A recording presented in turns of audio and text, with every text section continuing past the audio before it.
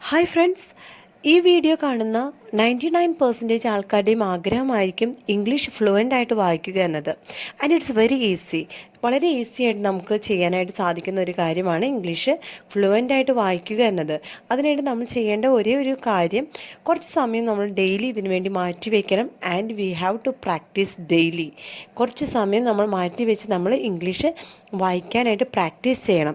So in this video ഞാനൊരു ചെറിയൊരു paragraph കൊടുത്തിട്ടുണ്ട്.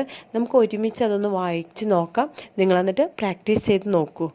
ഓക്കെ, അതിൻ്റെ താഴെ ഞാൻ കുറച്ച് ക്വസ്റ്റ്യൻസ് കൊടുത്തിട്ടുണ്ട്. ആ ക്വസ്റ്റ്യൻസ് നിങ്ങൾ സ്വന്തമായിട്ടൊന്ന് സോൾവ് ചെയ്യാനും ശ്രമിക്കണം.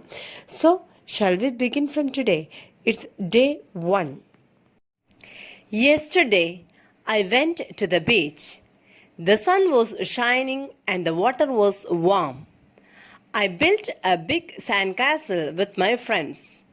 We also went swimming and had a picnic lunch. Afterward, we took a nap on our towels. It was a wonderful day.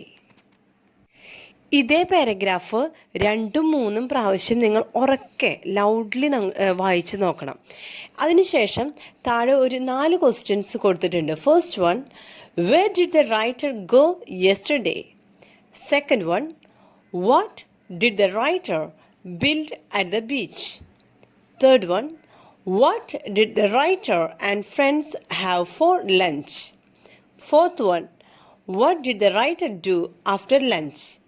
ഈ ക്വസ്റ്റ്യൻസ് ഒക്കെ നിങ്ങൾക്കൊന്ന് സോൾവ് ചെയ്യാനായിട്ട് സാധിക്കുന്നുണ്ടോ എന്ന് ശ്രമിച്ചു നോക്കൂ. Okay, so will have practice daily at 2 o'clock in the afternoon.